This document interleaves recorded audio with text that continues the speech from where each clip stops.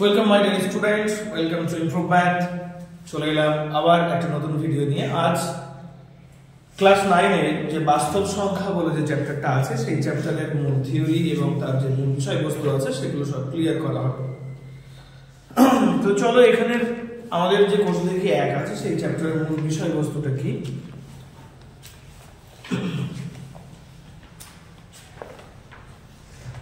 বইয়ের পৃষ্ঠা নাম্বার 7 এখানে মূলত বিষয়গুলো আছে, কিন্তু তার আগে আমাদের থিওরিটা জানা দরকার।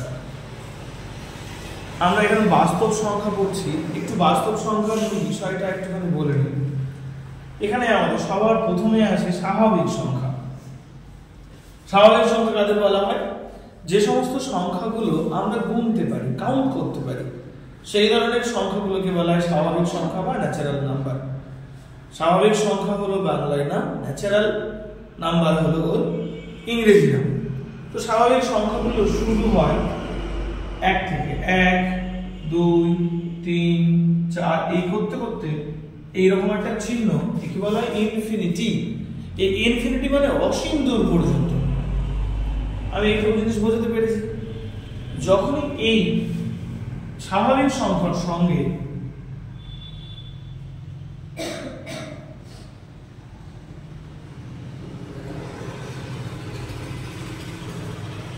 স্বাভাবিক সংখ্যার সঙ্গে আমি 0 জুড়ে দেবো, 0 1 2 3 4 এই করতে করতে এই পর্যন্ত যখন চলে যাবে তখন সেই সংখ্যাগুলিকে বলা হয় অখণ্ড সংখ্যা।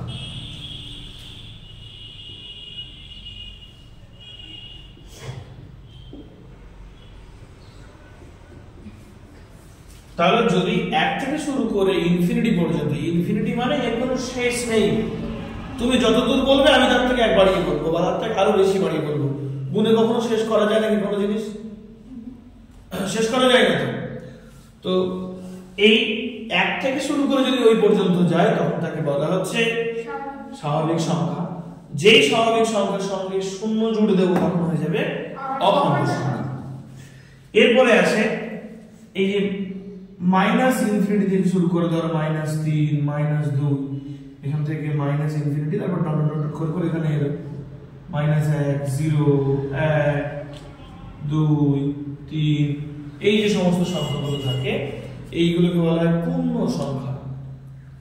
পূর্ণ সংখ্যা মানে একদম মানে কোনো ভগ্নাংশের বা কোনো দশমিকের কোনো অংশ এখানে থাকবে না, সম্পূর্ণ এই 1 2 3 4 এই জাতীয় থাকবে, সে প্লাস হোক বা মাইনাস হোক, এগুলোকে বলা হয় পূর্ণ সংখ্যা।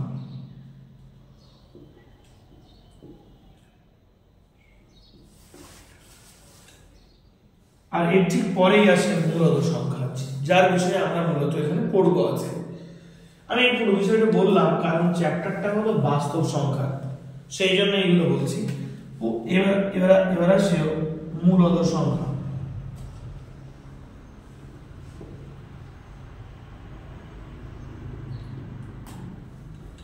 মূলত সংখ্যা আমরা সেই সমস্ত সংখ্যাগুলিকে বলবো যাদেরকে আমরা এরকম p/q আকারে প্রকাশ করতে পারবো। কি আকারে প্রকাশ করতে পারবো? p/q আকারে। শুধুমাত্র p/q আকার এর রেস্ট্রিকশন না, এখানে আরো কিছু শর্ত আছে। সেটা হলো এই qটা নট ইকুয়াল টু 0 হতে হবে এবং p ও q পূর্ণ সংখ্যা হতে হবে। তাহলে মূলত সংখ্যা হওয়ার মূল যে সংজ্ঞা বা শর্ত ক্লাস 8 এও আমাদের এগুলো ছিল, আবার ক্লাস 9 এ দিয়েছে। প্রথমেই কোন ক্লাসে প্রথমে কিন্তু পূর্ব পাঠের আলোচনা থাকে, তো এখানে ঠিক সেরকমই আমরা যে মূলত সংখ্যার যেগুলো করে এসেছিলাম ক্লাস 8 এ সেই জিনিসগুলোই কিন্তু এখানে আছে। এবার তার থেকে একটু হায়ার লেভেলে শিখবো আমরা। যে সমস্ত সংখ্যাগুলোকে p/q আকারে প্রকাশ করা যায়, যেখানে q নট ইকুয়াল টু 0 এবং p ও q পূর্ণ সংখ্যা এবং তারা পরস্পর মৌলিক। তোমাদের বইতে পরস্পর মৌলিক এই বিষয়টা বলা নেই। এবার অনেকের মনে হয় যে প্রশ্ন থেকে যাচ্ছে যে পরস্পর মৌলিকটা কি। যেমন দেখো, আমি যদি 2/4 কাটাকুটি করা যাচ্ছে, 2 1 কে 2 2 2 4, যদি এমন কোনো ভগ্নাংশ থাকে যার হর অথবা লব এইগুলোকে কাটাকুটি করা যাবে এখনো, তাহলে সেই সংখ্যাগুলো পরস্পর মৌলিক নয়। পরস্পর মৌলিক সংখ্যা তারাই যাদের একে অপরের মধ্যে আর কোনো রকম কাটাকুটি করা যাবে না, অর্থাৎ কোনো রকম কমন ফ্যাক্টর নেই। বিষয়টা বুঝতে পেরেছি? তাহলে মূলত যদি আমি ওই মূলত যে সংখ্যা তার ডেফিনেশন বলি, তাহলে হবে যে সমস্ত সংখ্যাগুলিকে p বাই q আকারে প্রকাশ করা যায়, যেখানে q নট ইকুয়াল টু 0, অর্থাৎ যে নিচে থাকবে সে কখনোই 0 হবে না।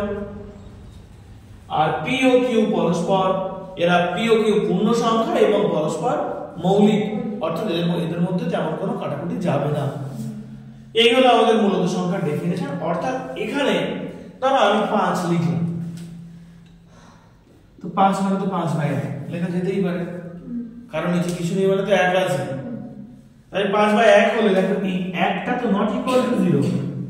দেখো 5 ও একটা পূর্ণ সংখ্যা, 1 ও একটা পূর্ণ সংখ্যা, তাহলে আমি এখানে যে 5টা লিখেছিলাম সেটা কিন্তু একটা মূলত সংখ্যা।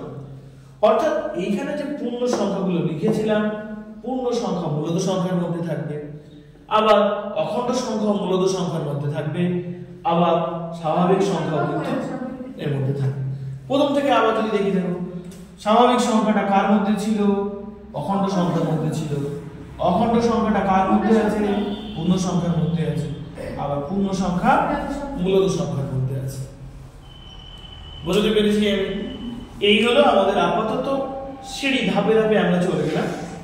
তাহলে এখানে আরো কয়েকটা মূলত সংখ্যা লিখি, এরকম কোন একটা ভগ্নাংশ যার নিচে 0 হবে না আর যার কাটাকুটি করা যাবে না। তোমরা তোমাদের মতো বলতে পারো এখানে গ্রহণযোগ্য। কি নিতে চাও? সায়নের বল। 7/3 হবে। দুটো পূর্ণ সংখ্যা, নিচেরটা 0 হবে না, ব্যাস। তিনটা বলো, মাস করে বলতো।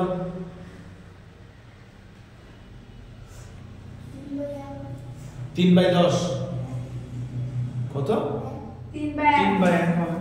ওটা তো সিম্পল 3 হলো। আর কোনো ভগ্নাংশ হবে না বা এমন কোনো ব্যাপার না। এখন অসংখ্য নেওয়া যাবে। বল সামনে বল। 5/3 হবে। 2/7, 19/8, 8 বা 18 যা খুশি নেওয়া যাবে, শুধু দুটো পূর্ণ সংখ্যা থাকলেই হবে এবং তাদের মধ্যে যেন কাটাকুটি করা না যায়। তাহলে এরাই হলো আমার মূলত সংখ্যা। 11/13 হবে, 11/12 হবে, যা খুশি। 1/10, 2/5, যা খুশি সবকিছুই মূলত সংখ্যার মধ্যে থাকবে। কাটাকুটি থাকবে। এমনি তোমাদের বইতে যা দেওয়া আছে সেখানে ওই কাটাকুটি যে করা যাবে না এরকম কোনো ডেফিনিশন বলা নেই। সবচেয়ে একটা ভাইটাল প্রশ্ন দেয়, এই যে 0, এটা কি একটা মূলত সংখ্যা? সবচেয়ে প্রধান প্রশ্ন এখানকার, যে 0 কি একটা মূলত সংখ্যা? আচ্ছা 0 কি আমি লিখতে পারি না? 0/1 লিখতে পারি তো? তো নিচে কত আছে? 1 কি 0? 0 তো না। আবার এটাও একটা পূর্ণ সংখ্যা, এটাও তো একটা পূর্ণ সংখ্যা। দেখো পূর্ণ সংখ্যার মধ্যে 0ও আছে আর 1ও আছে, তাহলে এই 0 কিন্তু একটি মূলত সংখ্যা। মনে থাকবে, তাহলে 0 একটি মূলত সংখ্যা। এবার অমূলত সংখ্যা বলতে আমরা সেই সমস্ত সংখ্যাগুলোকে বুঝি যেগুলোকে ঠিক এর উল্টো ডেফিনিশন, যে সমস্ত সংখ্যাগুলোকে p বাই q আকারে প্রকাশ করা যায় না, যেখানে q নট ইকুয়াল টু 0 এবং pq পূর্ণ সংখ্যা এবং পরস্পর মৌলিক। বুঝে গেল? ঠিক আগেরটার বেলায় আমরা যে সমস্ত সংখ্যাগুলোকে p বাই q আকারে সাজানো যায় বলেছিলাম, আর এবার বলবো যে সমস্ত সংখ্যাগুলোকে p বাই q আকারে সাজানো যায় না। বুঝে গেল? pq পূর্ণ সংখ্যা এবং পরস্পর মৌলিক। এই হলো তোমাদের মূলত সংখ্যার ডেফিনিশন। এবার অমূলত সংখ্যা, এই মূলত সংখ্যার এর আছে নাম, ইংরেজি নামগুলো বলে দিই। এটা হলো ন্যাচারাল নাম্বার, অখণ্ড সংখ্যা ইংরেজিটা মনে নেই আমার। পূর্ণ সংখ্যা হচ্ছে ইন্টিজার, আর মূলত সংখ্যা হলো রেশনাল নাম্বার, আর অমূলত সংখ্যাকে বলা হয় ইরেশনাল নাম্বার। অমূলত সংখ্যা বলতে মূলত আমরা রুটের মধ্যে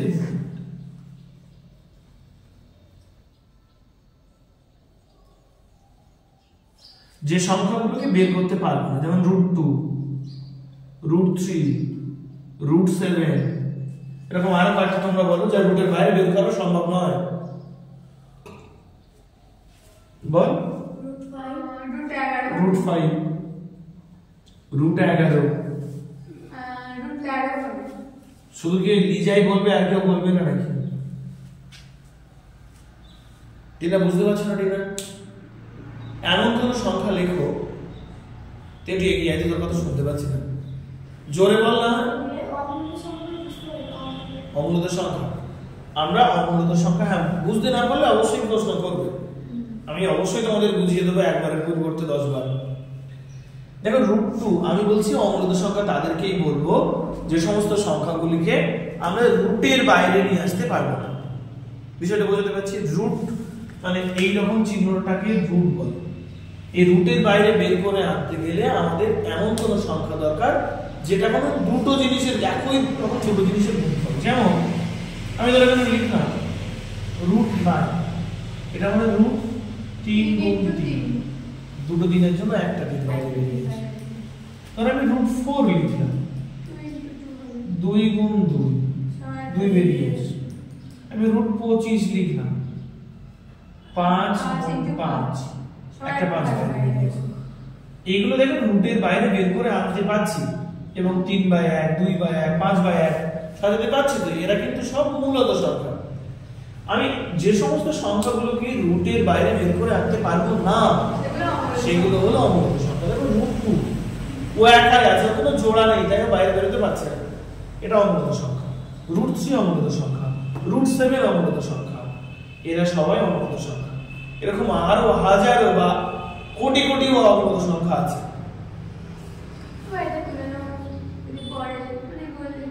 হ্যাঁ তোমরা নিতে পারো, তাছাড়া ইউটিউবে তো আমি আপলোড করবো এগুলো।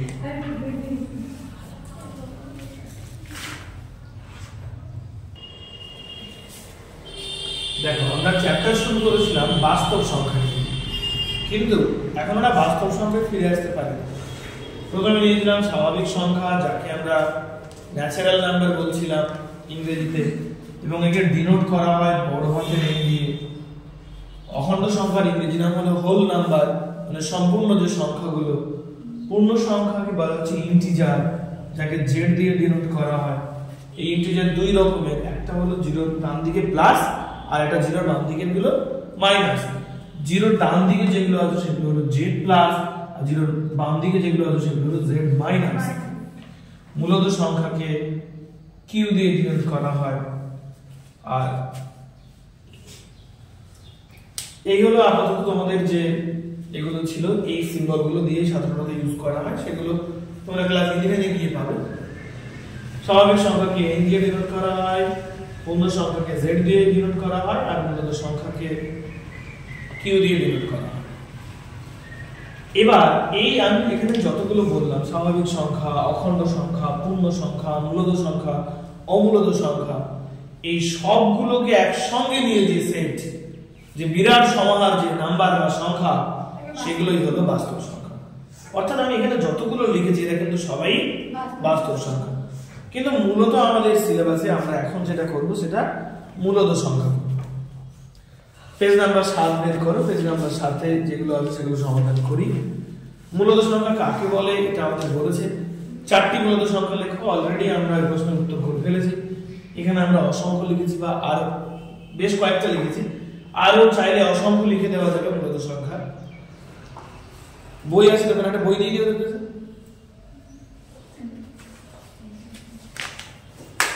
তারপরে বলছে জিরো কি একটি মূলত সংখ্যা? উত্তর কি হবে? জিরো কি একটি মূলত সংখ্যা? জিরো কি একটি মূলত সংখ্যা? আমি আগেই বলে দিয়েছি যে জিরো একটি মূলত সংখ্যা, কারণ জিরোকে 0 সমান 0/1, অর্থাৎ একে p/q আকারে সাজানো যায়। অতএব জিরো একটি মূলত সংখ্যা। বলছে নিচের মূলত সংখ্যাগুলি সংখ্যা রেখা স্থাপন করো। এবার একটা নতুন জিনিস শুরু হচ্ছে, সংখ্যা রেখা স্থাপন। সংখ্যা রেখা স্থাপন করা এক একজন এক এক রকম বলতে পারে, কিন্তু আমি একটা নিয়ম শেখাবো, যে নিয়ম শেখালে এমন কোন তোমার মূলত সংখ্যা থাকবে না যা তুমি সংখ্যা রেখা স্থাপন করতে পারবে না। সেটা হলো যাই দিক না কেন আমরা একটা দাগ টেনে নেবো সংখ্যা রেখা। সংখ্যা রেখাটা কি জিনিস? প্রত্যেকটা জিনিসের একটা সিরিয়াল বাই সিরিয়াল থাকে না, ওরকম সংখ্যা রেখা মাঝ বরাবর থাকে 0, ডান দিকে থাকে প্লাস 1 প্লাস 2 প্লাস 3 প্লাস 4 এইভাবে চলতে শুরু করে। বাম দিকে minus 1 minus 2 minus 3 minus 4 minus 5 এই ধরনের জিনিস থাকে। এই দিকে তীর চিহ্ন দেওয়া আর এই দিকে তীর চিহ্ন দেওয়া এর মানে হলো এটা অসীম দূর পর্যন্ত বিস্তৃত। আমি যে এখানে প্লাস 4 পর্যন্ত লিখেছি মানে এই না যে ওটা প্লাস 4 পর্যন্তই আছে, ও সেই শেষ পর্যন্ত গিয়ে ইনফিনিটিতে মিশবে। ইনফিনিটি মানে যার কোনো সীমা নেই। এটা মাইনাস ইনফিনিটি, এটা হলো প্লাস ইনফিনিটি। এটা হলো সংখ্যা রেখা। যতগুলো যা আছে যে রিয়েল নাম্বার দিয়ে সেট করলাম তা এর মধ্যে সব বসানো যাবে। সেই বসানোর জন্য যে বিরাট সময় লাইন সেগুলোকে আমরা বলছি সংখ্যা রেখা। এবার সংখ্যা রেখা যদি তোমাকে কোনো পয়েন্ট বসাতে বলে, সবার প্রথমে স্কেলের সাহায্যে একটা বড় দাগ টেনে নেবে, নিয়ে স্কেলে দেখবে 1 সেমি 1 সেমি করে করে দেওয়া আছে, ওইগুলো এখানে বসিয়ে প্রতি 1 সেমিতে একটা একটা করে দাগ দিয়ে দাও। 1 2 3 4 5 6 7 8 9। আচ্ছা এই 10টা দাগ তোমার টানতে হবে। 10টা দাগ টানার পরে তুমি দেখবে যে যে সংখ্যাটা বসাতে বলছে সেই সংখ্যাটা কত। যেমন আমার এখানে 7 আছে, তাহলে 7টা কার কার মধ্যে অবস্থিত? আমি প্রতি 10টা করে করে দেখব। 0 থেকে 10 এর মধ্যে অবস্থিত না, তাহলে এটা হলো 0 আর এখানে হলো 10। বড় জোর আর একটা করে লিখি, এটা 1 এটা 9। আমি চাইলে সবগুলোই লিখতে পারি।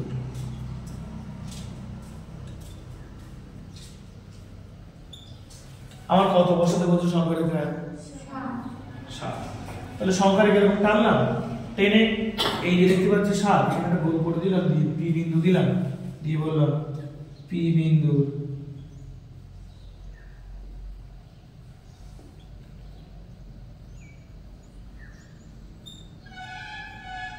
পি বিন্দুর অবস্থানই হলো সংখ্যা রেখায়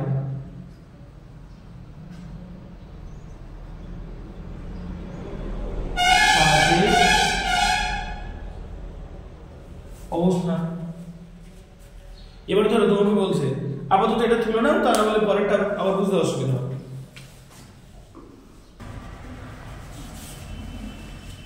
এটা ছিল তোমাদের 1 দাগের 3-এর 1 দাগ, 3-এর 1 দাগ দিয়ে এটা করে নিলে। এবার ধরো 3-এর 2 দাগ করছে। 3-এর 2 আমাদের কত বসাতে বলছে? -4, তাই না? তাহলে -4 তো 0 আর -10 এর মধ্যে অবস্থিত, তাই না? তো সেম জিনিস সংখ্যা রেখায় আমরা এরকম দাগ টেনে নেব। দাগ টেনে নেওয়ার পর দেখো ওই দিক থেকে এই দিকে যদি আমি নেগেটিভ হয় তাহলে এখানে কত দিলাম? 0 -1 -2 -3 -4 -5 -6 -7 -8 -9 -10। আমার যে এরকম 10টা দেখাতেই হবে এরকম কোনো বাধ্যবাধকতা নেই। 11 12 13 আমি মনে করলাম যে আমার -4 টাকা আমি 5 পর্যন্ত দেখাবো, কোনো রকম সমস্যা নেই, করা যাবে। আর 10 এর বেশি করা যাবে না, তাও করা যাবে যদি তোমার খাতায় জায়গা ধরে, সেই ধৈর্য তোমার থাকে। তাহলে এখানে এই করে দিলাম, দিয়ে এখানে পি বিন্দু দিয়ে দিলাম। পি বিন্দুর অবস্থানই হলো সংখ্যা রেখায় -4 এর অবস্থান। বিষয়টা বোঝাতে পেরেছি? এগুলো একদম ঠিক এইভাবে সহজ বলে তোমরা করে ফেলবে। এরপরে দেখো দেওয়া আছে 3/5, আগের তুলনায় সরাসরি পেয়ে যাচ্ছে। এবার করবো কি? সবচেয়ে বড় ঝামেলা যেন এবার সৃষ্টি হয়ে যাবে। 3/5 সর্বদা চেষ্টা করবে যখনই কোনো ভগ্নাংশ থাকবে সেই ভগ্নাংশকে দশমিকে প্রকাশ করা। দশমিকে প্রকাশ করলে তুমি কখনোই ঠকবে না। তুমি যেভাবেই দিক না কেন কোনো ভগ্নাংশ সংখ্যা রেখায় স্থাপন করার জন্য দশমিক is the best process, better process. বলেন এটা বেটার হবে, এটা বেটার হবে। দশমিকে প্রকাশ করে সংখ্যা রেখায় স্থাপন করাটা বেস্ট, এর থেকে ভালো কোনো প্রসেস হতেই পারে না। তো 5 দিয়ে সরাসরি দিনের ভাগ করা যায় না, তাই দশমিক নিতে হবে। দশমিকের জন্য 0 হলো, তাহলে কত পেলাম? 30। 5 6 30। তাহলে আমরা কত পেলাম? এটা 0.6 না? তাহলে এবার এই 3 ভাগ করছি, কত বসাবো 0.6। আমাদের যেহেতু প্রশ্নে বলে দিয়েছিল 3/5, তাই আমরা ভুল করেও কিন্তু এখানে লিখবো না যে 0.6 বসাবো ঠিকই, কিন্তু এখানে আমরা এটা ভাবনা চিন্তা করেই বসাবো, কিন্তু লেখার সময় আমরা এই জিনিসটা ফিরিয়ে দেবো, যেহেতু ওটা আমাদের প্রশ্ন ছিল। সেম জিনিস এখানেও আমরা 10টা দাগ টানবো। এবার দেখে নেব এই যে 0.6 এটা কার কার মধ্যে অবস্থিত। দেখো আমি পূর্ণ সংখ্যা হিসেবে দেখব। দেখো 0 থেকে বড়, 0 পরে আরো কিছু আছে, মানে 0 থেকে বড়, আবার ওটা 1 এর থেকে ছোট, তাই না? দশমিক এই করতে করতে 1.0 মানেই তো 10, এই 1.0 মানেই তো 1, দশমিকের নিচে এটা কত 10, তাহলে দেখো এটা 0.6 পর্যন্ত আছে। তুমি বুঝতে পারছো না আসলে?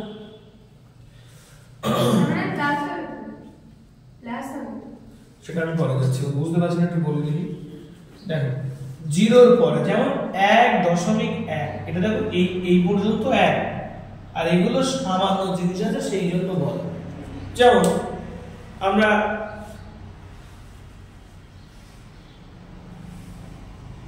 অনেক জায়গায় দেখি অনেক ইউটিউবারের সাবস্ক্রাইবার থাকে বা ফলোয়ার থাকে, সেগুলোকে দেখো এইভাবে দেয় না, যে দেখা যাচ্ছে 1.1 মিলিয়ন বা কোথাও আছে 2.2k, মানে অত হাজার দেওয়া থাকে না। তার মানে কি এটা পুরোপুরি 2000 আর এটা হয়তো আর 200, মানে এটা পুরোপুরি কিন্তু হাজার হয়ে যায়নি, অর্থাৎ 2000 এর পরে যদি আরো কিছু থাকে সেটা দশমিক দিয়ে বোঝাতে হয়, অর্থাৎ ওটা ওর থেকে আরো ছোট জিনিস। বুঝতে পেরেছি? ধরো এই 2.2 আমি 2.9 লিখলাম আর এখানে 3.0 লিখলাম, দশমিকের বাম সাইডে যার যত বড় সেই সংখ্যাটা তত বড়, এটা বুঝে নিতে হবে। তাহলে এখানে আমার 0.6 মানে কি 0 এর পরে আরো কিছু, তার মানে কি 0 থেকে বড়। আবার দেখো এর ঠিক পরে পূর্ণ সংখ্যা যদি দেখি তাহলে আমি সংখ্যাটাকে কি পাই, 0, 1, 2, 3 এই ধরনের সংখ্যাগুলো পাই না। তাহলে এটা 0 থেকে বড় পাচ্ছি। আবার দেখো পুরোপুরি 1 আমি পাচ্ছি না, দশমিকের বাম সাইডে তো 1 নেই, তার মানে কি ও 0 থেকে বড় কিন্তু 1 এর থেকে ছোট। এইটুকু জিনিস বোঝাতে পেরেছি।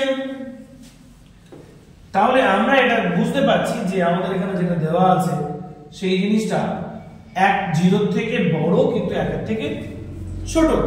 এবার 0 থেকে বড় জিনিস কোন দিকে যায়, ওই দিকে যায় না ওই দিক থেকে এই দিকে আসে?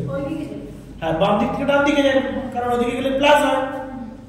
সেই জন্য আমরা এখানে 0 নেব, তারপর একটা 0.1 নেব, 0.2। দেখো এই প্রত্যেকটা লিখতে গেলে ঝামেলা না, এটা যদি 0.1, 0.2, 3, 4, 5, 1, 2, 3, 4, 5, 6 হবে এখানে, তাই তো? এটা কত 0.6 আর শেষে গিয়ে 1.0 আর এটা হচ্ছে 0.9। এই অনুযায়ী যে যাচ্ছে সেটা বোঝানোর জন্য দিলাম, এই দিকের প্রথমে দুটো দিলাম আর ওই দিকের প্রথমে দুটো দিলাম, আর মাঝখানে আমার যেটা দরকার সেটা লিখলাম। তার মানে কি আমি রীতি বুঝিয়ে দিলাম যে 0.1 গ্যাপ করে করে শেষ পর্যন্ত এখানে পৌঁছাবে। এবার বুঝতে পারছি আমাদের দিয়েছিল কত 3/5, দশমিক বিস্তারে তার মান কত ছিল 0.6। দেখো সেই 0.6 আমি পেয়ে গেলাম, এর গোল করে দিলাম, দিয়ে বললাম পি বিন্দুর অবস্থানই হলো সংখ্যা রেখায় 3/5 এর অবস্থান। ভুল করেও যেন 0.6 বসানো না হয়। এটা বোঝাতে পেরেছি আমি? আরো কোনো ডাউট আছে? মাস্কুরা বুঝতে পেরে আসলে বুঝতে পেরেছো? ঠিক আছে, পরেরটা করছি, তুলে নাও। এরপরে দেখো 4 দাগ আছে, 4 দাগে কত দেওয়া আছে আমাদের 9/2। ঠিক একই রকম ভাবে 9/2 কে আমরা ভাগ করে নেব। প্রথমে কত যাবে এর মধ্যে, 4 2 8, কত করে থাকলে 1, আর 2 দিয়ে আর 1 কে ভাগ করা যাচ্ছে না, দশমিক নিলাম, 0 দিলাম, 5 2 10। তাহলে কত পেলাম আমরা এটা? তো 4.5 4.5। এই 4.5টা দেখো 4 এর পরে কিছু আছে মানে 4 এর থেকে বড়, আবার দেখো দশমিকের বাম সাইডে পুরোপুরি 5 নেই, তার মানে কার কার মাঝখানে অবস্থিত? 4 আর 5 এর মাঝখানে। তাহলে এখানে আমি 4 দেব। আগে 0 আর 1 এর মাঝখানে ছিল, তাই 0 দিয়ে শুরু করছিলাম, এবার 4 দিয়ে, আর এখানে শেষে এসে কত হয়ে যাবে? 5 এ। আমাদের কত দরকার এখানে? 4.5।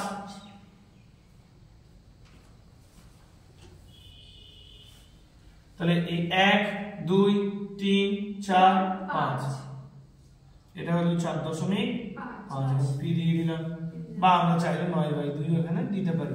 তাহলে লিখব পি বিন্দুর অবস্থানই হলো সংখ্যা রেখায় 9/2 এর অবস্থান। আশা করি বিষয়টা তোমরা বুঝতে পারলে কিভাবে করতে হবে। বাকি যে 2-3টি আছে সেগুলো তোমাদের বাড়ির কাজ থাকবে।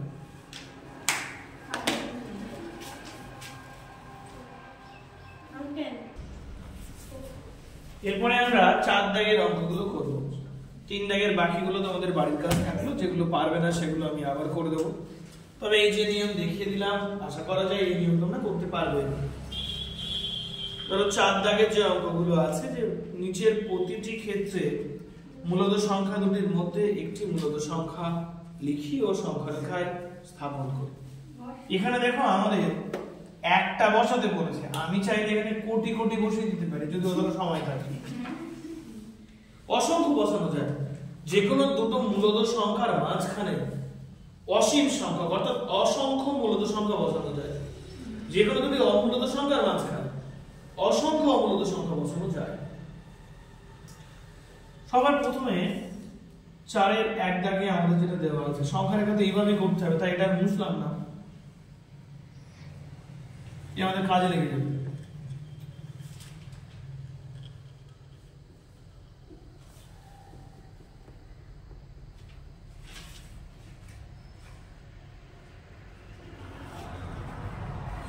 কত কত দেওয়া আছে? 4 আর 5, তাই তো?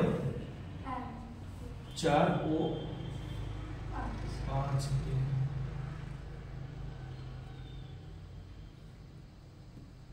মধ্যবর্তী একটি মূলত সংখ্যা। দেখো 4 ও 5 এর মাঝখান আর মধ্যবর্তী দুটো কিন্তু আলাদা জিনিস। ঠিক মাঝখানে বললে এই দুটো ঠিক মাঝ বরাবর বসাতে হবে, এদের মধ্যবর্তী বললে 4 আর 5 এর মাঝখানে যে কোনো জায়গায় বসাতে হবে। ধরো এখানে 4 আর এখানে 5, মাঝখানে বললে ঠিক মিডল পোরশন স্কেল দিয়ে মেপে করতে হবে, কিন্তু মধ্যবর্তী বললে এখানেও নিতে পারি, যে কোনো জায়গায়, এর মধ্যে যতগুলো জায়গা আছে প্রত্যেকটা জায়গায় আমরা বসাতে পারি, তাহলে মধ্যবর্তী বলে। ঠিক দেখো আমাদের তাই বলেছে যে এই দুটি সংখ্যার মধ্যে মানে এই দুটোর মধ্যবর্তী কোনো একটা মধ্য সংখ্যা নিতে হবে, নিয়ে সেটা সংখ্যা রেখায় স্থাপন করতে হবে। এবার এই যে 4 ও 5 আমি এখানে হাজারটাও ভাগ করে দিতে পারি, যখনই আমাদের এরকম কিছু বলবে আমরা দশমিকে যাব। তাহলে আমি চাইলে 4.1 নিতে পারি, 4.2 নিতে পারি, এই করে করে 4.9 পর্যন্ত পাবো না 4 আর 5 এর মাঝখানে। কারো মনে হলো না আমি এটা নেব না, 4.11 নেবে, 4.12 নেবে, হতেই পারে। আবার কারো মনে হলো না 4.135 নেবে, হতেই পারে। কারো মনে হলো না আমি এই জায়গা থেকে নেব 4.225, এরকম ভাবে অসংখ্য বসানো যাবে, কিন্তু আমরা অত দশমিক পর্যন্ত যাব না, আমরা 1 দশমিক পর্যন্ত নিয়েই কাজ করব। বিষয়টা বুঝতে পেরেছি আমি? 4 আর 5 এর মাঝখানে কারা কারা আছে? 4.1 4.2 করে করে 4.9 পর্যন্ত পাবো না আমরা। এর মধ্যে থেকে যে কোনো একটা বেছে নিতে পারবো, কোনটা নেব? যে কোনো একটা। 4.5 ও আছে এর মাঝখানে, মানে 4 আর 5 এর মধ্যে যদি আমরা কোনটা নেব? যে কোনো একটা নিলেই হবে, সবগুলোই সমান। 4.1 যদি একই নিই, একটি বলে না, একটি যদি 5টি বলতো 5টি নিয়ে নিতাম। 4.1 4.2 4.3 এগুলো 5 পর্যন্ত, বা আমি এমনও নিলাম এখান থেকে 4.1 নিলাম, 4.3 নিলাম, 4.7 নিলাম, 4.9 নিলাম, হবে। এর মধ্যে নিলেই হবে, এই হলো মূল বিষয়। 4.1 এর স্থাপন করব কি, এই 4.1 কার কার মাঝখানে অবস্থিত? ওই তো 4 আর 5 এর মধ্যে। 4 আর 5 এর মাঝখানে। এটা বুঝতে কোনো সমস্যা আছে? দশমিকের এই যে 4 দশমিক কিছু একটা, মানে কি 4 এর থেকে বড় তাই এরকম এসেছে। আবার দশমিকের বাম সাইডে পুরোপুরি 5 আসেনি, তাই 4 আর 5 এর মাঝখানে, তাহলে এখানে 4 দিয়ে দেব। আর এটা কত? 4.1, এটা হলো 4.9 আর 5। তাহলে আমি তো 4.1 নিয়েছি, তাহলে এখানে পি বিন্দুর অবস্থানই হলো সংখ্যা রেখায়। এবার এই দশমিকটা না নিয়ে আমরা চেষ্টা করব এটাকে ভগ্নাংশে প্রকাশ করার। যেহেতু পি বাই কিউ আকারে প্রকাশ করতে হবে, 41/10 এর অবস্থান। ওই যে দশমিক তুলে দিলে কি হয়, একটার আগে দশমিকটা একটা 10, আগের মধ্যে একটা শূন্য আসবে। এই হলো মূল বিষয়। আপনাদের এটা তুলে নাও, তারপর একটা আবার দেখছি।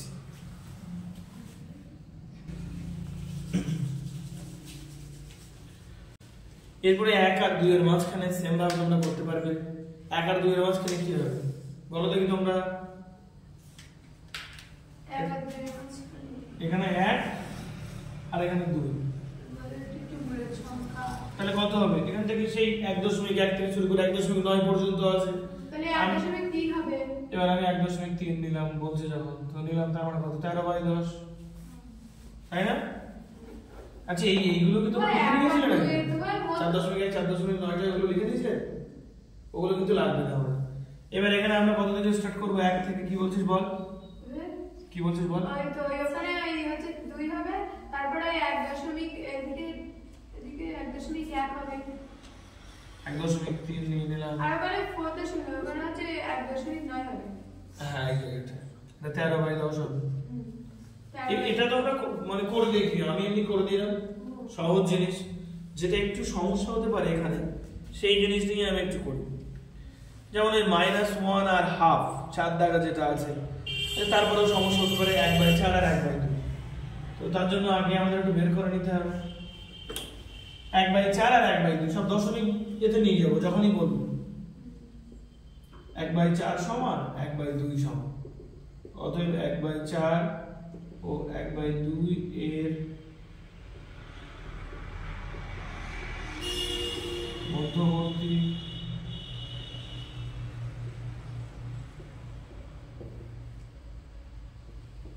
একটি মূলত সংখ্যা সমান 1/4 যদি নিই, দশমিক দিয়ে 0, 4 দোকানে 8, 2 দশমিক দিয়ে 0, তাহলে কত হচ্ছে? 4/4 20, তাহলে কত হচ্ছে? 0.25। আর তারপরেরটা 1/2, তাহলে যদি ভাগ করি কত? 0.5। যদি অসুবিধা হয় তাহলে 2 দিয়ে নিলাম, দশমিক দিলাম, 0 হলো, 5 দুগুণ 10, তাহলে কত পাচ্ছি আমরা? 0.5। একটার জন্য পাচ্ছি 0.5 আর একটার জন্য পাচ্ছি 0.25। তো এবার আমরা ঠিক ওইভাবেই নেব, এর মধ্যবর্তী কোন একটা সংখ্যা নিয়ে নেব। কত নেব? 25 আর এর মাঝখানে আছে 50। তো 25 আমরা এমন ভাবে নেব, দেখো 2 দশমিক গেলে এই মানটা আরো বাড়াতে হবে সংখ্যা রেখায়। আমরা এমন ভাবে নেব যেন 1 দশমিকে দাঁড়িয়ে যায়। 1 দশমিকে দাঁড়ানোর জন্য দেখো 30 আছে না মাঝখানে, কত? 0.30। তো দশমিকের ডান সাইডে শূন্যের কোনো দাম আছে? নেই তো। এখানে কত? 0.3 পেয়ে যাচ্ছি, 40 নেব। বুঝতে পারছি আমি? তো যদি এইগুলো নিই তাহলে আমার এই ধরনের দশমিক বিস্তারই হয়ে যাবে। আর যদি আমি অন্যগুলো নিই তাহলে আমার আরো মানে জুম আপ মতো যেতে হবে, আরো বড় বড় করতে হবে। তো সেই জন্য আমি এর মাঝখানে এত এর মধ্যবর্তী যে কোনো হয় 0.3 নেবো, আর নয় 0.4 নেবো। তাহলে কোনটা নেবো বলো তোমরা? 0.3। তাহলে এই 0.3 মানে 0 আর 1 এর মাঝখানে হবে। বিষয়টা কি বুঝতে পেরেছি? 0.3 কি 0 থেকে বড়, আর পুরোপুরি 1 হয়ে যায়নি, 1 থেকে ছোট। তো এখানে 0 নিলাম আর ওইদিকে 1 নিলাম। এর মাঝখানে এটা হলো 0.1, এটা হলো 0.3, এটা হলো 0.9। সংখ্যা রেখায় পি বিন্দুর অবস্থানই হলো 0.3টাকে আমরা পরে 3/10 করে এই হলো তোমাদের। এটা 4 এর কত দাগ? এটা 4 এর হচ্ছে 4 এর 3 দাগ।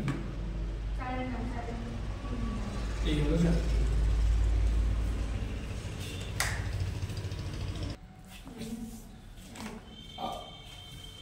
এরপরে তোমাদের যেগুলো আছে দেখো -1 থেকে হাফ, এই আমি অঙ্কগুলো পুরোপুরি করছি না, জাস্ট হিন্টস দিয়ে দিচ্ছি, এগুলো একটু করে নেবে।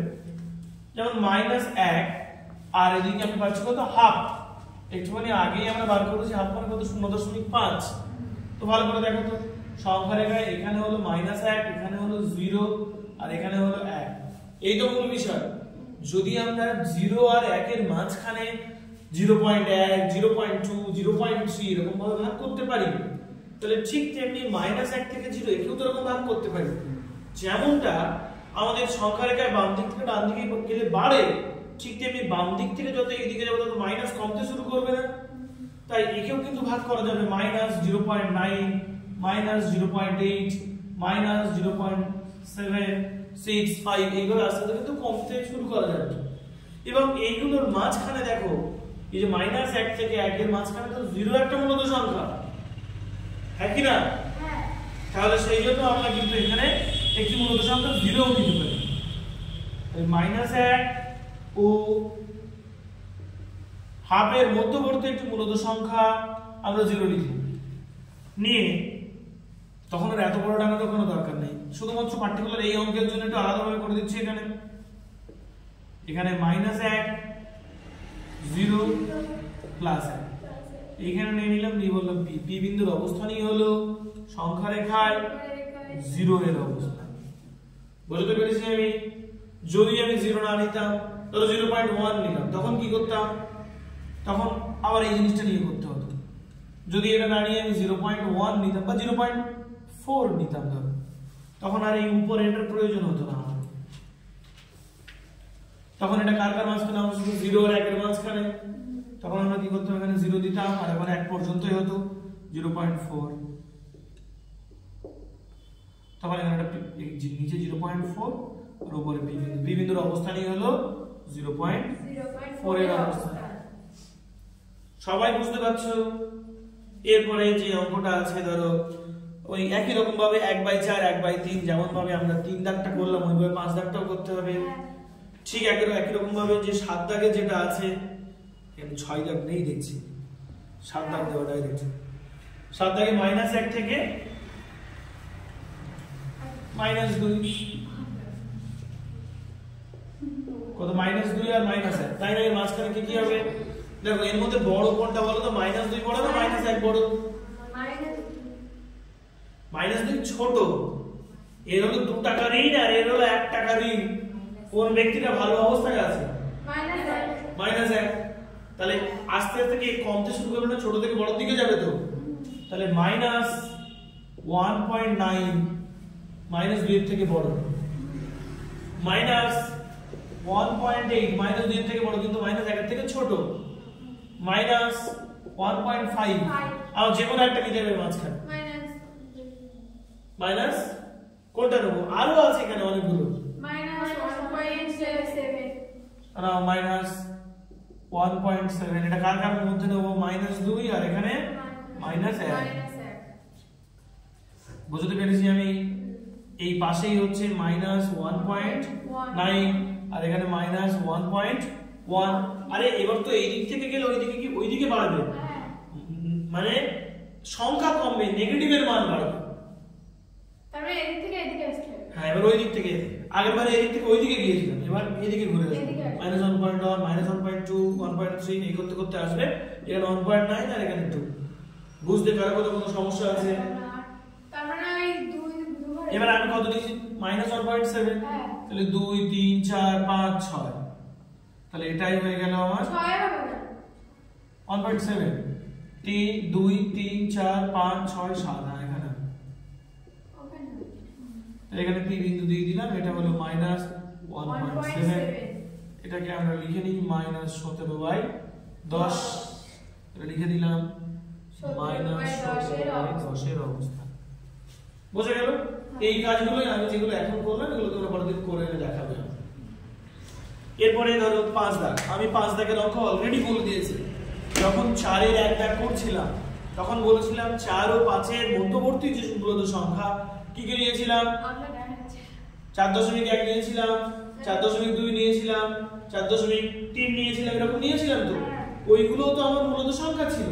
আমার 3টে বসতে বলছে, আমি তো 10টা নিয়েছিলাম বা তারও বেশি দিয়ে ফেলেছিলাম, সে 1.25 এর কিছু করেছিলাম না। তাহলে যদি আমার 4 আর 5 এর মধ্যে 3টি মূলত সংখ্যা বসাতে বলে তাহলে আমরা কি কি লিখবো বলো? 3টি মূলত সংখ্যা 4.1 একটা 5 4.3 4.3 4.2 নাও যাবে। 5 এর বেশি যেন না হয়, আর 4.9 পর্যন্ত না যাবে, 4.1 থেকে এর মধ্যে যে কোনো 3, তাহলে এগুলো তোমরা করতে পারবে। অলরেডি আমি করে দিয়েছি। এরপরে 6 দাগের অঙ্ক দেখো, 1 ও 2 এর মাঝখানে 6টি মূলত সংখ্যা লিখি। 1 ও 2 এর মাঝখানে 6টি মূলত সংখ্যা কি কি পাবে বলো? 1 ও 2 এর 1.1 1 1.1 1.3 1.5 1.4 1.7 হ্যাঁ, 1 ও 2 এর মধ্যবর্তী 6টি মূলত সংখ্যা সমান 1 এর থেকে বড় যেন পুরোপুরি 2 না হয়ে যায়। তাহলে কত হবে? 1.1 1.3 নিলাম, 1.5 1.5 1.6 6 1.7 একটা, দুটো, তিনটে, চারটে, পাঁচটা, 1.4 আচ্ছা নিলাম 4। এই হয়ে গেল এগুলো 6টা বলেছিল। তাই যদি আমার আরো বলতো 10টা বাড়িয়ে দিতাম তখন কি করতাম? এই 1.11 নিতাম, নতুন একটা জিনিস। 1.1 তো একটা আছে, 1.11 কিন্তু একটা আলাদা জিনিস। আবার মনে হলো আমি 1.7 দেবো, তাও হবে। কারণ মনে হলো 1.7 দেবো, তাও হবে। অসংখ্য যদি আমাদের বলে 100 1000 1 কোটি সময় থাকলে আমরা এগুলো লিখতে পারি, কোনো রকম সমস্যা নেই। এবার 1/5 ও 1/4 এর মধ্যবর্তী 7 দাগে 1/5 একে ভাগ করতে হবে, ভাগ করলে আসবে 0.2। আমি একটা শূন্য এক্সট্রা লিখলাম। আর কত হচ্ছে 1/4, তাই তো? হ্যাঁ 0.25। এই যে আমি একটু ভাগ করে দেখিয়ে দিই। দশমিক নিলাম, 0 হলো, 4 দুগুণ 8, 2 0 20, 4 4 20 বোঝা যাচ্ছে? তাহলে এটা সমান কত পেলাম? 0.25। তাহলে 1/5 মানে 0.20। অ্যাকচুয়ালি 20 বলা যায় না, সিঙ্গেল বলতে হয়। তাহলে এটা 20 আর 0.25। তাহলে এর মাঝখানে কটা বসাতে বলছে আমার? কটা? 3টে। তাহলে 0.21, 0.22, 0.23 হয়ে গেল। তাহলে 1/5 ও 1/4 এর মধ্যবর্তী কটি বলেছিল? 3টি, তাই তো? 3টি মূলত সংখ্যা। আমরা দশমিকটাকে দশমিক দিলে কোনো সমস্যা নেই। 0.21, 0.22, 0.23 হয়ে গেল 3টি মূলত সংখ্যা। এবার আমি সংখ্যা রেখা স্থাপন করেছি। তোমরা পারবে না এটা? 0 আর 1 এর মাঝখানে থাকবে। এবার জুম করাটা আমি পরে শিখিয়ে দেব। এরপর কি আছে? বক্তব্যটি সত্য হলে কি, মিথ্যা হলে? হ্যাঁ, দুটি মূলত সংখ্যার যোগ বিয়োগ গুণ সর্বদা মূলত সংখ্যাটি ঠিক। কি করে? দুটি পূর্ণ সংখ্যার যোগ বিয়োগ গুণ করে পূর্ণ সংখ্যা পাই। ঠিক, যে কোনো দুটি পূর্ণ সংখ্যা নেন, 2 গুণ 2 নিলাম বা 2 গুণ যাই কিছু নেই না কেন, যোগ করলেও পূর্ণ সংখ্যা, বিয়োগ করলেও পূর্ণ সংখ্যা, গুণ করলেও পূর্ণ সংখ্যা, কিন্তু ভাগ করে সর্বদা পূর্ণ সংখ্যা পাওয়া যাবে না। যেমন আমি নিলাম 1 আর 3, এটা পূর্ণ সংখ্যা। দেখো 1/3 নিলাম, 1 কে 3 দিয়ে ভাগ করছি, দেখো পূর্ণ সংখ্যা পেলাম না, ভগ্নাংশ পেলাম না। তাহলে কোন দুটি পূর্ণ সংখ্যার যোগ বিয়োগ গুণ এরা সব পূর্ণ সংখ্যাই হবে, কিন্তু ভাগটা পূর্ণ সংখ্যা হতেও পারে আবার নাও হতে পারে, কিন্তু সর্বদা হবে না। দুটি পূর্ণ সংখ্যার ভাগ সর্বদাই পূর্ণ সংখ্যা হয়, এটা মিথ্যা বলছে। দুটি মূলত সংখ্যার যোগ বিয়োগ গুণ ভাগ, ভাজক শূন্য নয়, তাহলে কি পাবো? ওই দেখো ভাজক শূন্য নয়, নিজেকে শূন্য না থাকে তাহলে মূলত সংখ্যাই পাবো। তাহলে যদি ওই ভাজক শূন্য নয় না বলতো তাহলে আমরা বলতাম মূলত হতে পারে আবার অমূলত হতে পারে। এই হলো তোমাদের বসে দেখি 1.1 যেটা ছিল তার বিষয়বস্তু। যদি ভিডিওটা ভালো লাগে তাহলে অবশ্যই লাইক কমেন্ট শেয়ার করবে এবং সাবস্ক্রাইব করতে ভুলো না কিন্তু, কারণ এরপর থেকে এই চ্যানেলে প্রতি বুধ শুক্র রবি সকাল 7টা থেকে ম্যাথের লাইভ ক্লাস হবে। দ্রুত যদি কোনো বন্ধু থাকে বা বান্ধবী থাকে তাদেরকে অবশ্যই চ্যানেলে নথিভুক্ত করে নাও এবং একই সঙ্গে ক্লাস উপভোগ করার মজাটা নিয়ে নাও। সবচেয়ে মানে বলার যে বিষয়, এখানে তোমাকে খুব সহজ সরলভাবে প্রত্যেকটা অঙ্ক মুখোমুখিভাবে বুঝিয়ে অঙ্ক শেখানো হয়, শুধুমাত্র কিন্তু অঙ্ক এখানে করানো হয় না। ঠিক আছে, ভালো থেকে সুস্থ থেকে দেখা হচ্ছে নতুন ভিডিও নিয়ে। Bye bye.